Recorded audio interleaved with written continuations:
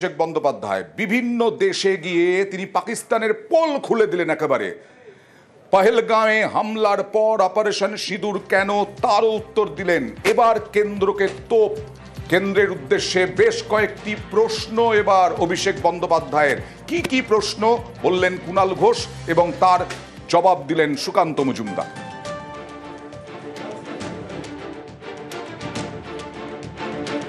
পহেলগাঁওতে জঙ্গি আক্রমণের পর 55 দিন হয়ে গেল। 55 দিন সর্বভারতীয় তৃণমূল কংগ্রেস 5 দফা প্রশ্ন কেন্দ্রীয় সরকারকে করছে।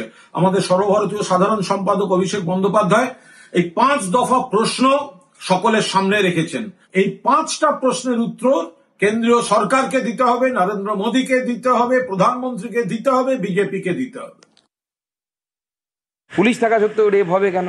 একটা বর্ডার তো পোরাস জায়গা, মহেশতলাতে না পাহাড় আছে না আরজি করে পাহাড় পর্বত কিছু আছে। আগে নিজেদের প্রশ্নগুলোর উত্তর দিন। মাননীয় প্রধানমন্ত্রী বা ভারতীয় জনতা পার্টির তরফ থেকে অবশ্যই জবাব দেওয়া হবে। যেভাবে অপারেশন সিঁদুরের মধ্য দিয়ে পাকিস্তানকে জবাব দিয়েছি আমরা গণতান্ত্রিক পদ্ধতিতে আমাদের বিরোধীদেরকেও জবাব দেব। ভারতে ঢুকে পাকিস্তানি জঙ্গিরা নিরীহ পর্যটকদের খুন করেছিল, আর সেই দেশেরই কুকুর, পাকিস্তানি দুটো কুকুর জলদাপাড়ায় হোমস্টের নিরাপত্তায়।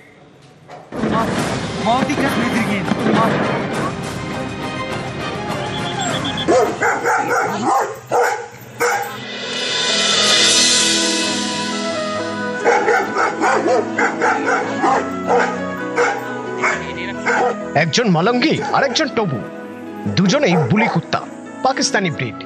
আলিপুরদুয়ারের হোমস্টে পাহারায় মোতায়েন দুজন। আলিপুরদুয়ারের জলদাপাড়া জঙ্গল ঘেরা টুরিস্ট স্পট। এখানে পর্যটকদের থাকার জন্য রয়েছে হোমস্টে। প্রায় আশপাশে চিতাবাঘ দেখা যায়, হাতি ঢুকে পড়ে। পর্যটকদের সুরক্ষা দিতে রাজস্থান থেকে 2টি কুকুর আনে হোমস্টে কর্তৃপক্ষ।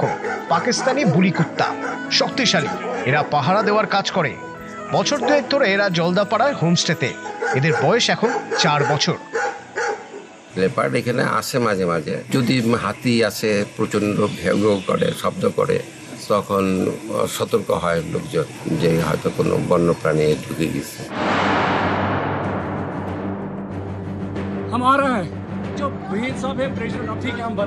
গত 22 এপ্রিল দক্ষিণ কাশ্মীরের পহেলগাঁওয়ে পাক জঙ্গিরা হত্যালীলা চালায়।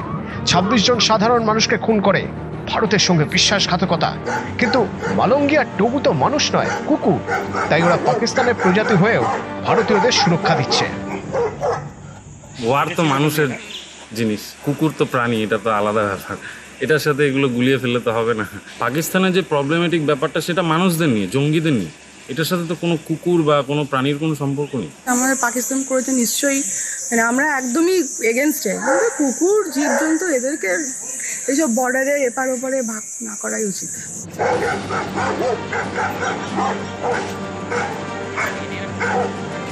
আলিপুরদুয়ার থেকে রাজকুমার কর্মকার, নিউজ 18 বাংলা। এবারে হাওড়ার খবর দেখুন। মাস মাইনে মাত্র 9,000 টাকা, আর তার 36 কোটি টাকার টার্নওভারের কোম্পানি, 8 কোটি টাকার জিএসটি ফাঁকি। আসল কি হলো দেখুন।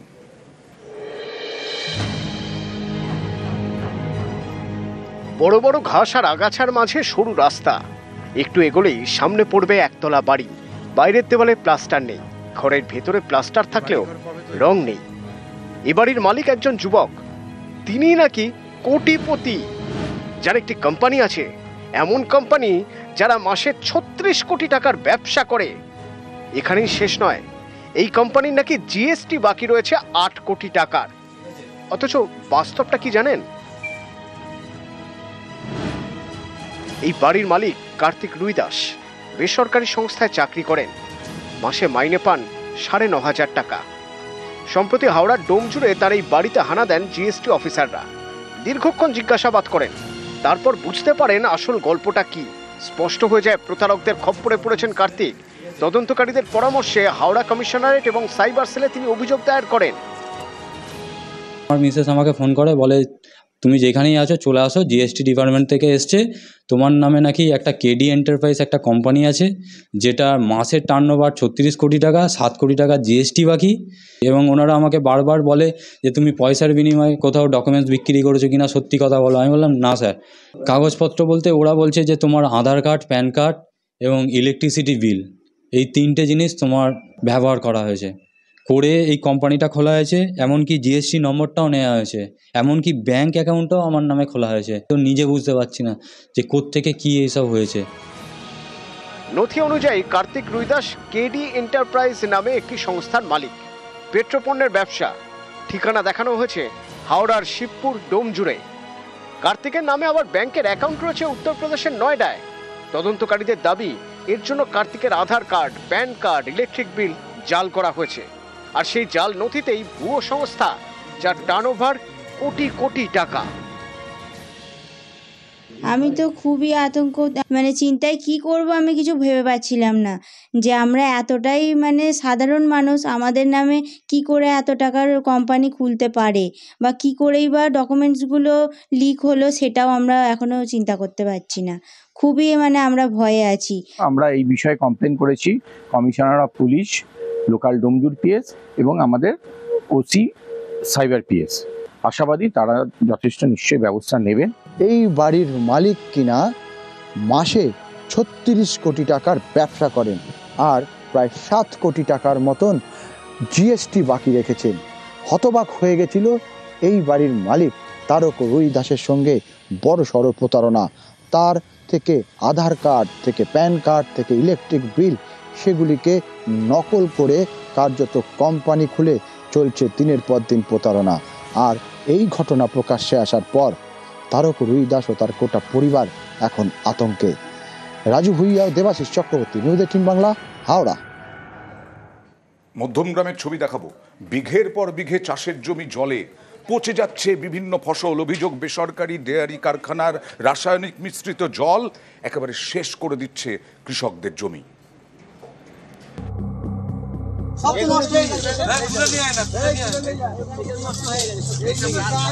চাষের জমিতে জল, পচে যাচ্ছে পটল, উচ্ছে, ঝিঙে। উত্তর 24 পরগনার মধ্যমগ্রাম।